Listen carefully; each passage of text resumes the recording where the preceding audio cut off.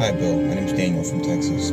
My question is, how do you reach someone who is maybe a conspiracy theorist or someone who is anti-vaccines, someone who is staunchly scientifically illiterate, and agree with them on what a good source of facts is?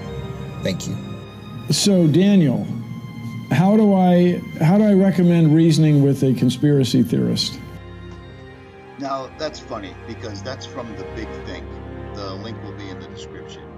But it's amazing how much time and energy the powers that be, the mainstream media, all these people put into making sure that the sheep always think that conspiracy theorists, quote unquote, are absolute illiterate idiots that have nothing. They don't know anything about science. They don't know anything about anything.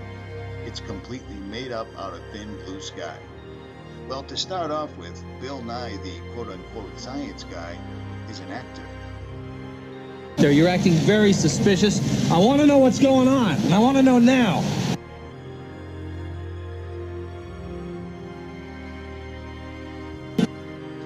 And that's a fact. Links will be in the description. The main thing they hang their hats on, that they always talk about, is if your conspiracy theory were real, the secret would be out by now. That's it. That's their bread and butter. That's what they hang their hats on. Well, let me show you some people that tried to shed some light, that tried to change the world, and every single solitary one of them ended up dead. Starting with this. Here's a guy called Dr. Royal Raymond Rife, and what he did was come out with an invention that literally used frequencies to battle cancer. And it worked. It worked really, really well. But Big Pharma wasn't going to let that happen, because their idea of treating cancer is shooting people with radioactivity, which is known to cause cancer. And it's also known to deplete your bank account and completely tap out your insurance. But I digress. They did a test on 16 terminally ill people with cancer, terminally ill. Within 70 days, using this guy's technology where they used frequencies to combat the cancer, 14 of them were completely cured in 70 days. And the other 2, it took another 90 days.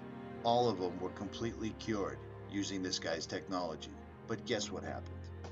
Quote-unquote independent researchers paid by Big Pharma came out and completely discredited him, and then he ended up dead. Much like these fellas. If you recall, several years ago, I was covering the deaths of the holistic doctors that just kept turning up dead over and over and over. They were using methods to cure cancer and other problems that weren't under the pyramid of Big Pharma, and they kept ending up dead. Over and over and over. There was times where I was reporting on these guys once and twice a week, sometimes more. Erin Elizabeth over here at Health Nut News has stayed on it, and I'll leave links in the description. But this is what happens when you try to cure anything that doesn't help them make more money. You end up mysteriously dead. This is more than a coincidence, but this is how they do it. We all remember the story about Michael Hastings, dead at 33. He was investigating the Central Intelligence Agency, and they weren't having that happen. He ended up dying by his car crashing into a tree, but before it crashed into the tree, it exploded through the engine a couple of hundred yards down the street, and then he was pronounced dead. He's not the only journalist. Remember, Andrew Breitbart was supposed to come out with information that would show that Obama was not who he claimed to be? Oddly enough, walking down the street, perfectly healthy, 46 years old, heart attack, dead, and gone. Now, who can't forget this one? Gray State, the official trailer that came out, and it literally showed everything. This was going to be the first movie that showed everything, showing where the mainstream, the powers that be, where everything is pushing us as a society right now. All of it. And he showed too much. And then this is what happened. Himself, his wife, and his 5-year-old daughter were found dead. And the story that goes around this is completely ludicrous. There's so many holes in this that it's ridiculous. I've covered this numerous times, and there's a lot of YouTube channels that are still covering this to this very day right now. But it's absolutely amazing, because not only did they kill him and his family and shut this entire thing down, but they replaced it on YouTube with what people believe is the movie Gray State, when Gray State was never made. It's called Gray State: The Rise. And it's a bunch of documentaries, it's a bunch of things all tied together that lead people to believe that this was the movie that he was working on, that couldn't be any further from the truth. And sadly, lots of YouTube channels still push this as though this is the real deal, when it isn't whatsoever at all. But I digress. Now, everybody on YouTube remembers Max Spears, conspiracy theorist, who literally texted his mother and said that I'm in trouble, something terrible is going to happen.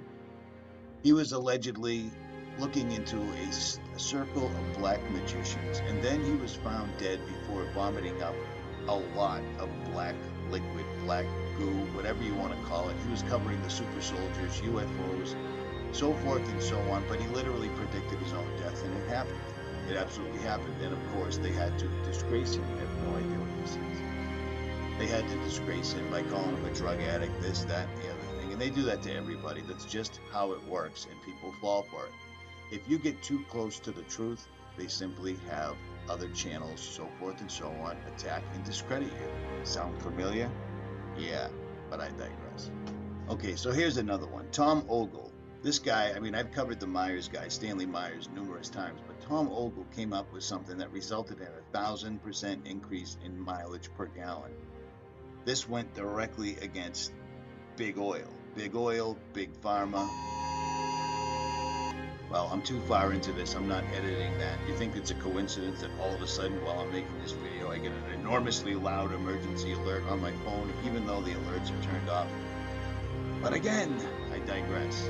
Tom Ogle figured out a way to make cars run for a long time, and I wish this was around because I drive a Land Cruiser, 9 miles to the gallon. 26 years old, he signed a $25 million agreement to sell this to Big Oil, and then, oddly enough, found dead. 26 years old, found dead. And, well, that's just one thing. It happened to one guy. It's a coincidence. Well, let's bring in Stanley Meyer. I've covered this guy numerous times over the years. Once again, he's somebody that figured out a way to retrofit vehicles so they could run on water. They could run on salt water. They could run on tap water. They could run on spring water. They could run on urine. Anything that was water-based, the vehicles could run on. Big Oil approached him. They offered him millions of dollars. He declined. Oddly enough, he was found dead. All of his information completely disappeared, and the car that he was using disappeared as well. He ran this dune buggy all over the country on water. He was found dead. All of his information disappeared, and the buggy, to this date, has completely disappeared. This would have changed everything, absolutely. But strangely enough, once again, just like Mr. Ogle, he was found dead. Are you catching on? Do you understand now? It amazes me that these people are science illiterate. Well, here's an idea. If your idea of being science literate is watching the mainstream and watching the History Channel and watching the Discovery Channel, which are all owned by the same entity, you might want to look up what the actual definition of literate is. But again, I digress. Now, this story I put up this morning is what got me going.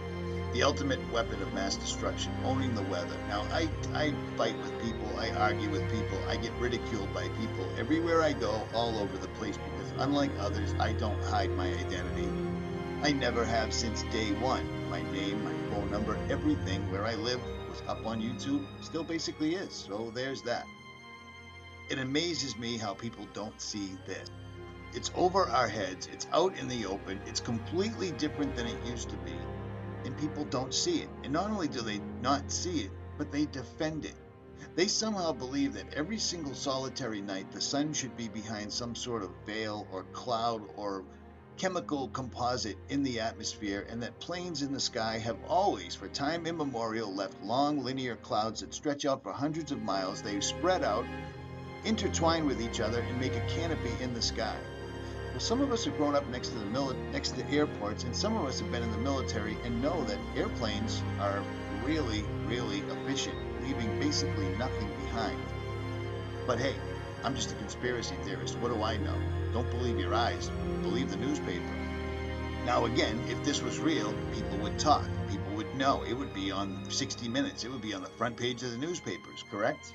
Well, it would be if so many scientists that knew things about NASA, that knew things about the moon landing, and that knew things about chemtrails didn't magically and unexplicitly end up dead. Dead, dead, dead. The list is amazing. Are you catching on now? Well, for those that I'm trying to reach, probably not. But for those that already know, hopefully this ammunition helps you a little bit. And if it doesn't, I don't know what to tell you. Some of us are supposed to see, some of us will never see. If it makes it easier to ridicule those that do know and rest or hang your hat on information by people that are called science guys when in fact they're simply actors, I don't know what to tell you. At any rate, Richie from Boston, like, share, subscribe, or don't.